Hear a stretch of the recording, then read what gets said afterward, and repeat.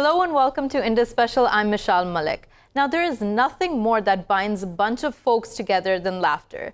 That is precisely why, for centuries, artists, writers, and performers have used it as a tool to deliver thought-provoking messages.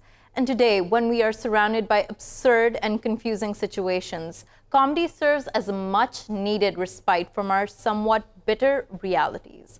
On tonight's show, we discuss the power of comedy. That was Ali Gul Pir, who is an entertainer and rapper who is joining us today for our show. Also joining us is Jeremy Mclellan, who is a stand-up comedian from the US. Thank you both for joining us. Ali Gul, let me start with you. So we saw your video there, and it's clear that you integrate satire and comedy in your music. Tell us why you exactly thought that would be a good idea to do so. Well, I grew up in a country where there are a lot of problems. And so I thought, what best way to portray these problems, but with humor. I think naturally, as a child, I was blessed with humor. I was a class clown, so I thought, okay, comedy for a good cause can be me using humor to discuss, and song and music to discuss important issues like feudalism, harassment. I made a song about the YouTube ban, so like different issues. So, Ali, when we're talking about this and the fact that you used humor in this sense, do you think you paved a niche for yourself, or does it appeal to a wider audience as well? I think musically, in Pakistan, people have listened to similar kind of music all their life, mostly love songs. So, you'll have lyrics like "Main tumhari aankhon mein doob raha hu," and a 50-year-old guy singing a song called "Mera Pehla Pyar." But it's been on for so long that I think now people appreciate music about social issues, things that love is great, but it's important to write songs about different things, because everyone in life experiences different kind of things. So it's important to write songs about that. So I think right now, yes, I have created a niche for myself, but consciously. I think, every artist should create a niche for himself, because if you're doing the same old thing that's being done by Atif Aslam or Sajad Ali or whoever, you're going to be a follower. So might as well lead and try to do something that nobody's doing. And Ali, you mentioned here how you gather inspiration from society around you, and something that I also want to ask Jeremy in regards to his career is, where does he get the inspiration for his stand-up comedy, and what gets him going? Well, the inspiration, I think just comes from any news story and anything that's going on, and trying to find like the ridiculous aspect to that, and what I think would make people laugh. So really, it's just anything I come across that I think would, people would enjoy. So when you say ridiculous aspects, is that something specifically you're looking for, or is it something that just exists in society so much that you pick it up? Well, either way, I think that you could take something that's just obviously ridiculous and make fun of it, or you can try to make a situation even more ridiculous, try to heighten something within a story that would make it even funnier than it already is. And you see that, on social media, whenever there's a very serious situation going on in the world, there's always people online joking about it, trying to resolve tensions, making fun of the situation. And I think that's true regardless of the country or the culture. There's I think a human need to find the absurd in situations that may not seem very absurd, that may seem very serious. So one of the videos we saw here was of the host of The Daily Show, Trevor Noah, making a joke about the tensions that were escalating between India and Pakistan, and there was a great backlash. Where do you stand on that? Do you think that comedians should go into that territory, should joke about stuff like that? And what do you think about that backlash? I think comedians can joke about any topic that comes up, and whether the joke works or not depends on the reaction. I think that if his joke had really split audiences, if it had gotten lots of people saying it was super funny, lots of people saying it wasn't super funny, then it's sort of like debatable. But every comedian has a situation where, and has been in a situation where we say something we think is really funny and no one laughs, or it hits in the wrong way. We think it's going to go this way and it goes this way. And so, what happened with Trevor and the joke with India and Pakistan obviously misfired, or at least came across in a way that he didn't intend. And that's something that every comedian, that's a risk that you run, anytime you tell a joke. So it's just kind of part of being a comedian. So one of the things about comedians here is that the audience often perceives them as being very brash and being very bold. But it seems like from this example of Trevor Noah, we discussed that comedians, like other artists, are also guided the audience. And that's a question I want to ask Ali Gul Pir. For your work, are you guided by the audience at all? Of course, I think there are a lot of Pakistan has major issues. I think when we so people are kind of desensitized by seeing these issues on TV all the time. So now, if I have to create satire, it has to be blunt. It has to be as strong, as honest as the news and all the issues you face daily.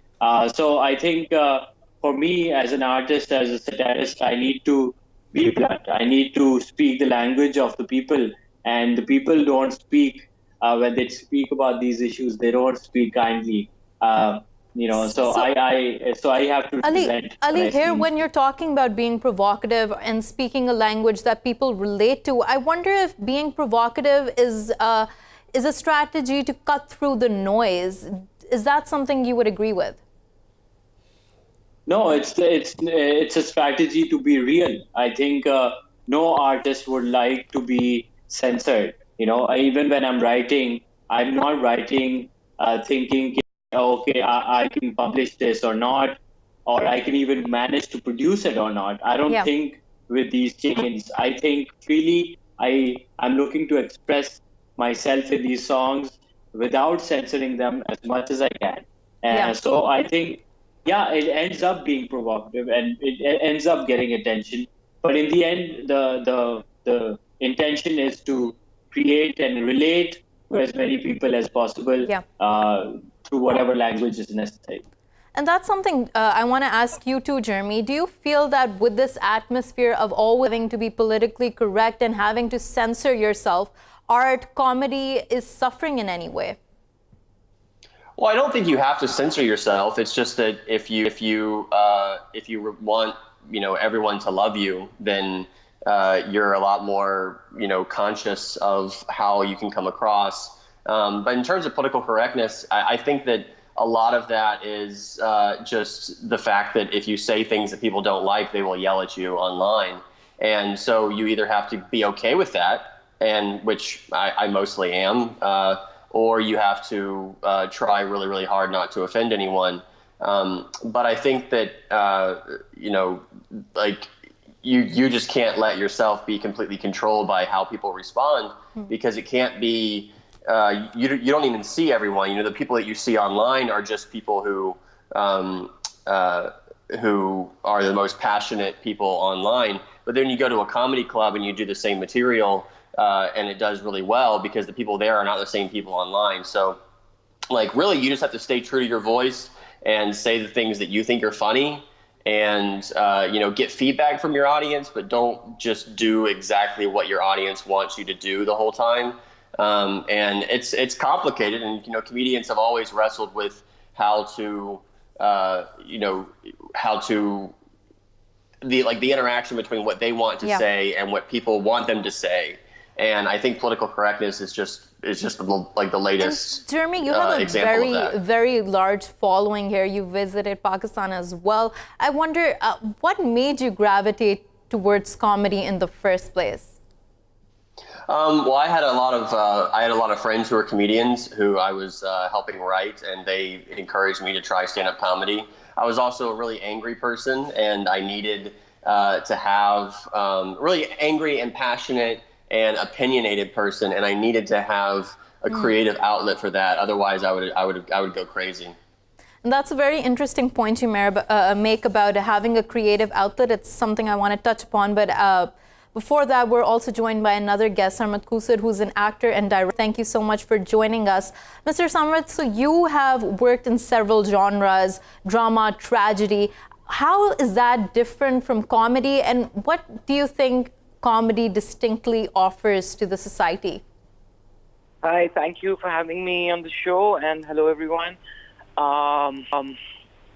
Okay, I think to begin with, I think comedy is certainly the toughest of the genres, surely. I mean, it really requires another kind of, not just a mental muscle, I would say, but even as an actor, it requires an altogether different skill set.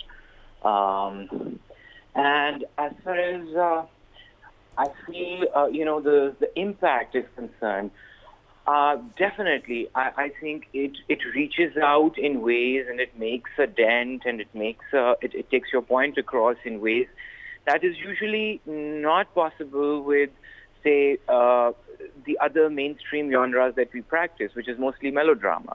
Yeah. And melodrama, I do feel just, it's more about just, I'd say rather mindless sort of viewing only, and it fails to take the point across. And it really dilutes it in the other elements. Whereas in comedy, if intelligently done, I do feel that it is much more, it has more capacity to provoke, to actually, to change an idea or an opinion about it. So, Mr. Sarmad, from a director's point of view, do you think that comedy in this sense, when you're talking about it being done intelligently, should it always be done with the purpose of provoking thought about something that's happening in society, or should it also be done with the purpose of only entertaining? Again, I mean, it depends on the intent. Of course, I mean, you cannot limit it to just, say, satire or just like, say, a pun which is political or social in nature. There are definitely other genres. I mean, for example, farce has been practiced a lot in our cinema and on TV also. Most of the situational comedy series that we have had, I think they were mostly banking on farce, other than a couple which were, say, practiced mainly by Anwar Maqsood Saab or Dr. Yunus Butt, which had a slightly more political angle. It's all about the intent, and it's also about, I very firmly believe, about the skill set that the writer and the other practitioners who are involved in it, they have. So definitely, it cannot be just sort of reduced in that myopia. Yeah. Where, it should be only entertaining or only satirical and for comedy. Yeah. So something that Mr. Sarmad mentioned here was about doing humor intelligently. And I wonder, Jeremy, and this is something I'd want to ask you, most people would like to consider themselves as being funny. But do you think people are born funny, or it's a skill set they acquire over time, especially if they want to pursue it professionally? Well, I think you have to be able to tell what's funny. You have to have a sense of humor. Some people just don't have any at all. But if you have any, you can develop it. And most comedians are funnier than they were years ago. I'm much funnier than I was 5 years ago. And I think that as comedians, you grow in your craft. You begin to see the funny in more and more situations. So even situations that people don't think are as funny at all, you can find the humor in it. So that's something that easily develops. So you can become funnier. I guess some people just have zero, but for most people, it's a muscle that they can develop. So it's very unfortunate for people who aren't funny at all. But I wonder here, when you're talking about how a comedian evolves, how has humor and comedy evolved, especially given the political landscape of the past couple of years, when we're seeing populist sentiments developing everywhere and there being so much material, political material for comedians to feed off of? Yeah, people said that Trump would be good for comedy, and I don't think that's true. I think that he's so ridiculous that it's hard to even do a satire of him. I mean, you watch Saturday Night Live, and their portrayal of Trump isn't more ridiculous than Trump. So it's been a real challenge, and I think that as things have gotten very, very political, the tendency of people to just be anti-Trump and think that will be funny, I think has caused a lot of problems and made a lot of comedians less funny, actually. Yeah. And something with politics that comes about is dark humor, given our situation. And Ali, I want to ask you that. How do you think people are using dark humor, especially in the age of memes and social media, to cope with the absurd reality that surrounds them? I mean, it's kind of it's a dark side of internet humor. When you see these memes about these old ladies, anti-government, or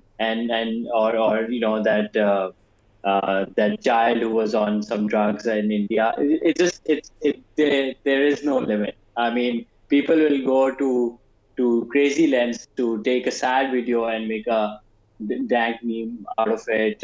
So I think it's vicious. And I read an article about anti-government, struggling because everybody comes and makes fun of her and their family struggling. And that is the dark side of meme culture, because when somebody becomes a meme, they're not ready for it. People like us, we're in the public eye, so it's our work.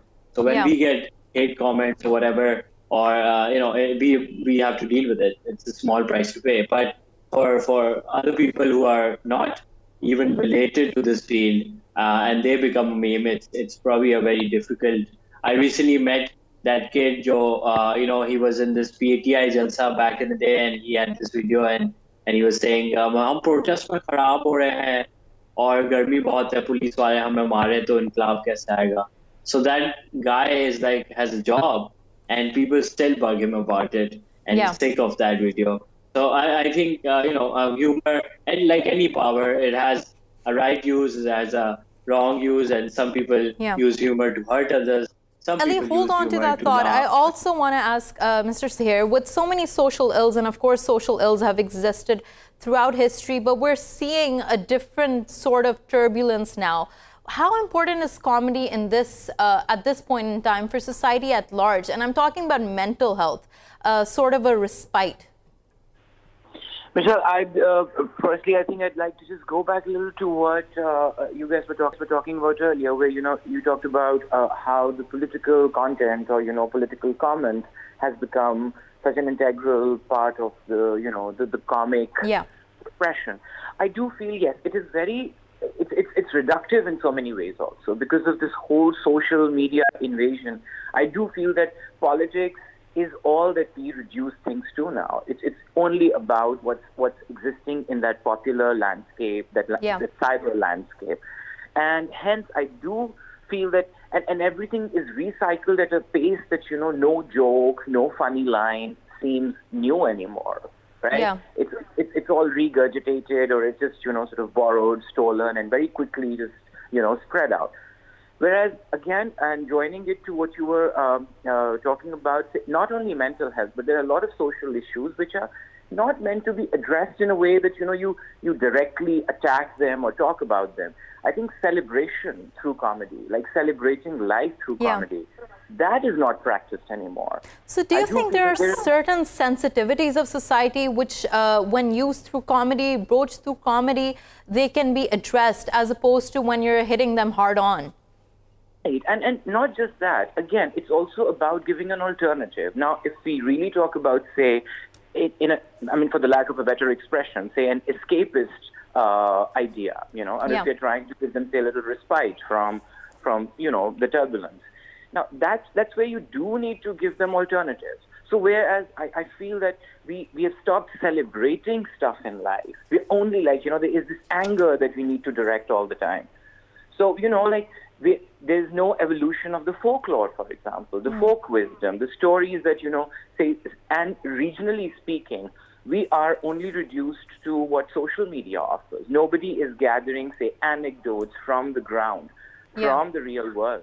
I mean, that's how scripts used to be written. Stand-up, for me, again, although I do love some of the stand-up things that are happening here. But also, it is too westernized for me. It's too digital media. It's almost like a byproduct. It's not about. It's also about the pun and the fun. And earlier, when we were talking about being funny or not being funny, I guess sense of humor is so integral to life pulse. And that is much more important. And not only in people who are consuming it, but people who are writing it or delivering it. So I think it comes much prior to being funny. Yeah. I mean, as opposed to, say, a populist belief where we think that people who are funny looking or funny behaving, they would make great comedians. They usually don't. Usually it's really serious, somber people in real life who are very unchatty. They make great comic actors or comedians, for that matter. That's a very valuable point you made there about how personality is into how that's an important aspect when you're talking about a comedy. Thank you so much, Mr. Sarmad Khoosat, for bringing us and talking to us. Jeremy, when we were talking about people being funny, you, of course, are very funny. Something that was very interesting in your Twitter bio was that you are a U.S. ambassador to Pindi Boys. What exactly do you mean by that? Oh, that was just a meme that was created when I visited Pakistan, and people were telling me to watch out for the Pindi Boys.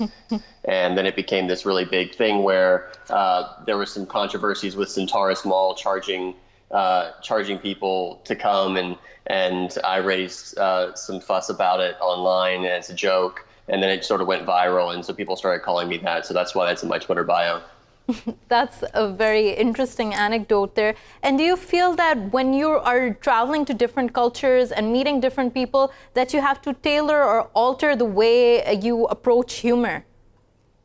Sometimes. I mean, the topics, obviously people want to hear about topics that they know about, sometimes. But I think that, if there was a British comedian who came to my town and I went and saw him, and he was trying to do American humor, I think I'd be disappointed. Yeah. I think people want to, like when people come and see me perform, they want to hear like a Southern American doing material like a Southern American. But I think that, people obviously want someone to relate to them. So that kind of interchange of like this person has a unique perspective, but also like we want to hear stuff about us. I think that interplay is true of every show, and that's true of every town I go to, even within the United States. And last question to you, Ali. How do you think that you continue to remain relatable to your audience, and what do you do to try to make sure that your comedy is geared in that and fashioned in that sense?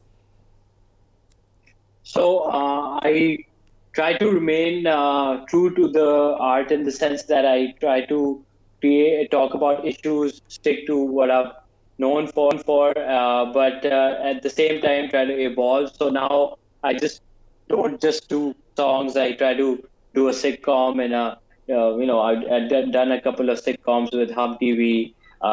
So different things. I try to keep. I'm doing a vlog about PSL. Which is the biggest cricket tournament in Pakistan, and everybody is excited about it. So I try to make. Okay, so Ali, we're running. We have to go to break. We wish you with all your future endeavors, and what you're doing really stimulates society, and it's become cultural references. We congratulate you on that, and you too, Jeremy. All the jokes you create have much of an impact on social media specifically. Thank you, Ali Gul Pir, for joining us.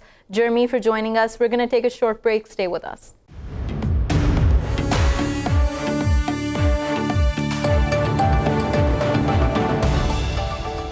Welcome back to Indus Special. While we continue our discussion, we are now joined by Mr. Shafaat Ali, who is an anchor and a political comedian. We are also joined by Mr. Omair Rana, who's a theater director and an actor. Thank you both for joining us. Mr. Shafaat Ali, let me begin with you. You integrate a lot of political comedy in your work. So I wonder, how do you think comedy helps us confront our reality different than, let's say, hardcore news? I think politics is the magic spice in Pakistan. Whatever you do, I mean, you just add a little bit of political touch to it and it becomes magic. Just for example, last year we did a movie. It was an animated movie and it was called Donkey King. A little bit of political satire spice into it and it went boom. make almost like 260 millions. So yes, people do relate to politics. People do take it very seriously. And I think that any sort of comedy or content in which there is a little bit of political satire and fun which is intended, people take it to a next level. I don't know why, but it's probably just the dynamics of the politics. Integrating political comedy is a way for the artist to gain more exposure, or do you think it's adding value to the political commentary out there already? I think the sort of content these news channels are producing 24/7 is actually quite depressing, and it takes news to a very, very monotonous way. It gives them a very monotonous feel as well. So being a viewer, it becomes a little bit of, the syrup in which this whole political thing is dipped. It becomes quite thick, and it's very hard to digest, 24/7. So just if you try to spin it a little bit, and if you just add a little bit of political spice, I mean, it becomes more tolerable, and then you can put across a lot of things which you're not normally not able to. You mentioned an interesting point here: how the environment and the political climate gets so depressing that humor adds a way to elevate that. So I'll take my next question to Mr. Omair Rana. Mr. Omair Rana, you have been involved in theater for a very, very long time. And one of the things they say about theater is that the foundation is either comedy or tragedy. So how do you think comedy relates differently than tragedy? Well, yes, a very long time. I had more black hair back then. But I don't think they're mutually exclusive. That's the interesting part. You cannot necessarily have just one genre, one format, or one style coming through as a loner. There can be a comic tragedy, the black comedies that we talk about, which we all seem to love. And the reason I think it works pretty well for a nation like Pakistan, because many nations and certain segments of societies across the world have dealt with have their own way of dealing with tragedies and torments and problems that they've gone through. And they've been known worldwide for their sense of humor. The Punjabis, for example, have had their way of sense of humor because they were deeply enriched in terms of their culture and their history, and they were very well-to-do until, well, lots of tragedies have bestowed upon us, but even the British was the last one that we've come across, and the partition, which was very bloody as well. The Black Americans, the Irish, we can name a lot of people, a lot of societies that or sub-nations that have done so. So theater has always been a voice of expression of society, which reflects upon itself, what they think, what they're going through. It could be revolutionary, and revolutionary doesn't have to be very dark and sober and heartbreaking. So how do you think comedy, theater in general has changed over the years? And in this specific point in time, when we're seeing the world being engulfed in war, destruction, how do you think that's being reflected in art? You see, now in modern times, the art's a different format altogether. Your WhatsApp memes is art. So when you've had this hate mongering coming from India, Pakistan has vehemently, overwhelmingly responded by humor. Those horribly funny things that we have sent out, I think humor has won over hate from Pakistan's side. That's why we were able to laugh upon things while at the same time saying, hey, we want peace. So it has calmed the nation down in one way or the other. I think a reflection of that is also the two gentlemen that we have very proudly from Pakistan, and particularly from Punjab, Irfan Thakur and Abdullah Amanullah, who are now getting pride of performance by the presidency, by the state. It's because, in the words of the great wise people that we've had across here, like Faiz Ahmed Faiz or Khan Saab, they've said that these people are actually sociologists. They're social reflections of who we are. And that's what it's all about. And they've been nothing but comic and satirical. So Shafaat, we heard Mr. Omair Rana talk about how humor won over hate while all this war-mongering was going on. But my question then comes to the point, do you think that humor has become a coping mechanism as opposed to something that's either or against hate or trying to oppose something? Do you think we try to cope with our situations by bringing humor into the situation? I think there's nothing wrong with it. Humor is it's just as essential for your life as oxygen. I think there's nothing wrong into it if you can just add humor in any serious topic which you want to dilute a little bit and you want to put the message across the board. There's absolutely no harm into it. And I think that Omair has actually endorsed this stance. What I personally believe that comedy has actually made things a little more tolerable for us. And for an intolerant society, which I won't name any, but in this part of the globe, there's a lot of intolerant societies around because they all aroused from feudalistic mindsets, and that is somehow not very tolerant for most of the people. I think humor has somehow survived, and it has nurtured just to put the messages across, and it has been nurtured by the social scientists, as Omair just recently said. So I totally endorse that, Isnaz, that humor is essential. You can slip in anything into it. It's the best form of education. It's the best form of entertainment. It's the best form of expression. And I think one needs to have more emphasis into it. So Shafaat, you being a comedian, do you find it difficult to cope with the fact that this new generation is often referred to as the snowflake generation, being very wanting to become offended at every joke out there? As a comedian, do you find that difficult to circumvent? Do you find putting out jokes there thinking that this might offend someone? Well, I think if you could just go through my Facebook page or my Twitter, you can just know that whatever I go through is just because of the hardcore politics. I mean, there is a lot of abuse, there's a lot of hatred being spewed upon me, but at the same time, there's a lot of respect and tolerance, and the message which is being taken by the people, it comes in a very positive way, and that serves as an oxygen for any artist. I'm not talking about myself only. Any artist, the sort of appreciation which I have been given for my content, for the purpose it has served, I think it's wonderful.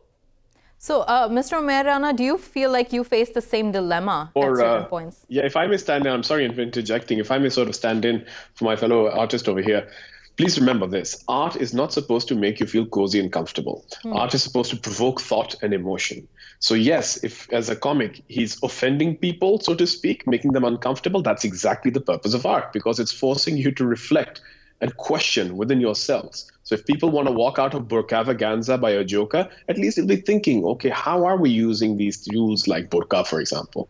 And it's supposed to be that case. So kudos to you.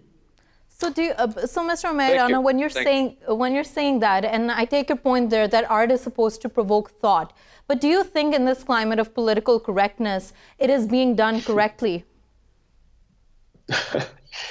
Well, you see, about political correctness, that you have a society, a civilization like Pakistanis, the Indus civilization that we are, and very appropriately, I'm talking this on Indus TV.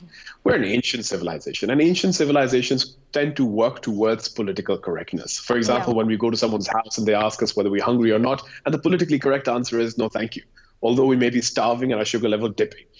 Now, the political correctness actually shuts everything down. It does not help us discuss the pressing issues. It tends us towards the right, where we will stay on the status quo and we do not want to question it. You have to be slightly politically incorrect. And I say politically incorrect does not mean I want to be offensive or rude or directly hurt or impart pain on someone for pleasure. I want people to be able to question their values, their beliefs, what they think is maybe right, maybe not right. Maybe it endorses what they're saying and maybe it changes it.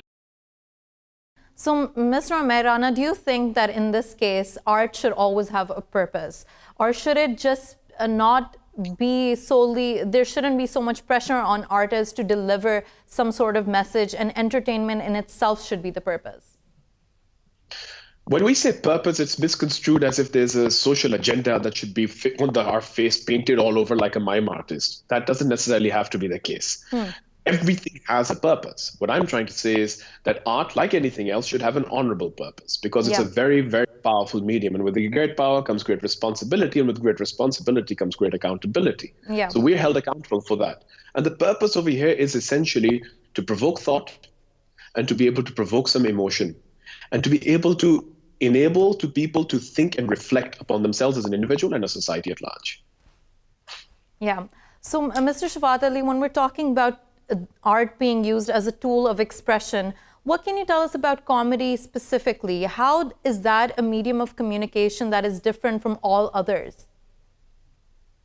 Well, honestly speaking, I know nothing about comedy. I probably think that it's just a way to make things more lighter. It's just a way to make yourself more comfortable and to say your heart out. That's all what art is for me, and that's all what I believe in, what I think comedy is. I personally believe that comedy has helped Pakistani nation a lot to be politically more tolerant. We are not living in 90s anymore. We have nurtured a lot. We have groomed a lot, and it is all because of the political comedies on our mainstream news channels. Believe it or not, most of the people might. And do you feel like the landscape is changing in any Is way? being shared on.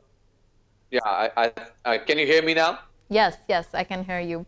Do you feel like the landscape in any way has changed from when our generation grew up? Previously, generations watching TV dramas. Do you think it's different now, comedy? Is it more brash? Is it more provocative? It's very different. Back then you cannot compare the two eras. I mean, now it's the flood of communications we are living in, and back then there was absolutely no communications at all. So yes, definitely the era has changed, and with more communications come more information, and with more information come more responsibility to how to do something new. Because I think comedy is all about surprises, and you need to give new surprises every time. You engage actively on social media, Twitter, Facebook, as you mentioned as well. How do you think that serves as a different platform for you to express yourself? I don't want to say this, but some really senior anchors and journalists, they refer to social media as gutter media. Why? Because everyone who's not subjected to, express his opinion has now a media, and now he controls his opinion over the social media and possibly becomes an influencer for many. So yes, this social media thing is a little uncontrollable for many and very uncomfortable for the people who are possibly at a higher intellectual level. Yeah. I think we need to focus on social media, and we need to include this in our curriculum as well, that how to accept an argument, how to start a debate, how to convince yourself for an argument, and how not to be offensive most of the times, which you really are on social media. And do you think with political satire that we have right now and political commentary, the line has been blurred between news and satire, and that can become confusing sometimes? I think we are going through a renaissance of the digital media. It's probably an age where the old television prototype news is probably dying out, and the digital media is actually arousing in, and this whole thing is actually in some sort of a bloody fading situation. And I think it's actually the time when we need to actually focus on the information handling rather than banning the things and making it more uncomfortable for the people who are actually working on it. So with this flood of information, it's very difficult for a normal viewer and observer to differentiate between the fake news and the genuine news. And here comes the importance of comedy and the performing arts, with which we can actually advocate the genuine news, and also we can add more authenticity and more value to our social media. And I'd like to take the same question to Mr. Omair Rana here. In the age of disinformation, and when we keep talking about fake news, what do you think the value of political satire is here? Tremendous. To be very honest, as a thespian, this is content ready to be just broadcast. And I think majority of the televisions have actually done that. Our politics has actually taken over our entertainment job because it's so much entertainment itself. The kind of work that they're doing in terms of reality, it's like a merger of reality TV with, commedia dell'arte, with theater. It's all in one, all encompassing, which is very threatening for us actors, I must commit. But it needs to be done. Why? Because I think sometimes a spade is a spade, and sometimes that spade is really funny. Yeah. And we need to show the audience that, look, that is funny. To be very honest, certain serious things come out of it. So, for example, if Mian Muhammad Nawaz Sharif Sahab right now does not wish to take any health attention, we could easily act it out like a child who's not willing to take that syrup. Yeah. And so that we have a discussion going on over here where everyone else is like, no, this child needs to be taken care of. It's such like the in-laws after the mother. You don't look after your child, and the pressure. And the child over there is just reluctant to take the syrup altogether.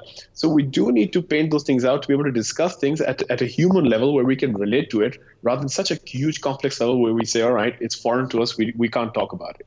Yeah, and do you think that when we are living in absurd conditions, that fuels artists even more? For example, when Trump got elected, it was a very, very absurd phenomena for most people, and that has given a lot of comedians great material to use. So do you think absurdity fuels artists here?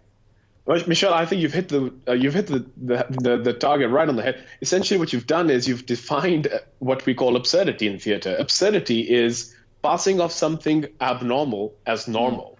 And if you look at the political world, even today, there are so many abnormalities which are being passed off as normal, and that's meat for us. That's what we need to pass off and let the people know, oh, this is not normal. So even when the Pakistani Qawm turns around and says, well, is tarah to hota hai, we're like, no, this is not normal. And it's a constant reminder and check. And again, going back to what we were saying, that's the objective of art. Yeah. So what I was asking Shafaat there is that and he mentioned that it's not the role of artists to create a political climate which shows people this is the truth. But do you agree with that? Do you think artists don't have that responsibility? You know, it's very ironic that Shafaat has been disconnected exactly when I disagree with him. Because I personally, there is karma, right? All right, Shafaat, I'm going to talk to you about this later. Because I personally totally disagree with the stance that we artists do not have a social responsibility. We have nothing but social responsibility. Yes. Oh, he's back. Right, Shafaat? I was just talking behind your back. So what we were saying was that it's not our responsibility to be social responsible. That is absolute. I totally disagree with that. Now, maybe we do not overtly become political in the sense we don't run a political party and we do not want to, target a political party. That's true. We need to be universal in terms of all kinds of ideas which are follies, as you call it, and including the fools who are making those follies. Yeah. And that does cause a social reflection. And I keep coming back to that because that's our job. But if we're coming there just to gain attention or to have fun at our own cost or someone else's, or to make money. Omair, like we were talking, you disagree with what Shafaat said, that artists and comedians do not have a social role. Can you tell us why exactly you think that? Don't say, Meshal, I'd like to correct you here. I did not say this, that we do not have a social responsibility. Omair, let me finish first. What I say is that it's not an actor's or an artist's job to correct the political narrative of a nation. If somebody is going on a different political direction, we are not supposed to take the hardcore bashing on it. But then, Shafaat, who is responsible for correcting the political narrative of a nation if it's not those people who are opinion leaders? Who take this as a job. And there's another level to the politicians, which is the state and the deep state. It's their job. What we can actually do is to create an awareness. We can create awareness, but we are not supposed to correct the national narrative. There's totally different things. We can create an awareness about an issue. That can be Honor March, that can be, our curriculum, that can be a political narrative. That can be anything. It seems like our audio here is breaking with you. Thank you so much for joining us. Omair, let's continue with you. Over here, it seems when the political narrative is so skewed, I would personally disagree with what Shafaat said here, that it's not our responsibility to mold the political narrative, but the political narrative should be constructed by the public. That's what my opinion is. What do you think about that? Well, I think in the absence of Shafaat right now, so the discussion will become pretty lopsided. So I will try to, I'm not calling Shafaat the devil, but I'd like to play the devil's advocate to that bit over here. I think I do understand what he's trying to say, that you're not supposed to push an agenda. And I think to that extent, I agree with him. The agenda is not, it has to be very pedagogical. It has to be where the society, as I said, was provoke thought and feeling so that they think about those particular issues and they come up with possible solutions. So yes, to that extent, I completely agree with Shafaat. And that's a job of us. And it's not just... But isn't it true that no art, no form of knowledge, no awareness or education is completely objective? There is, of course, an implicit bias present in it. Meshal, I think this is where you and I share the same platform. As a journalist, you have a responsibility to keep your agendas and all at the door before you come in front of the screen or in front of people. And that's exactly what we should be doing as well. Yes, the artists have the license. We still do have a license, like a particular politically lopsided talk show from a journalist. So that journalists are associated with that particular case, but a neutral journalist will never be able to do so. And there's certain artists who will have an agenda and who will push. And they've done a great job. I'm not considering it right or wrong again, because quoting theater itself, nothing's right or wrong, only thinking makes it so. So I'm not quoting that, but I am saying that people have caused revolutions or quashed revolutions of token, or like, for example, how theater had thrived as a language during Ziaul Haq's time. Yeah. And many other dictatorial times, like Augusto Boal in South America and many more. So you've got plenty of these tools that have existed. Even recently, I found out Algeria had used theater as a tool to communicate to the masses during the French, against the French Revolution. Mr. Omair Rana, we are running short on time, but thank you so much. That was a very strong point to end the show on, that the response to the conditions around you often comes in the form of art and culture. That was a very great conversation we had with Mr. Shafaat Ali and Mr. Omair Rana. Thank you for watching Indus Special. We'll see you again tomorrow. Take care.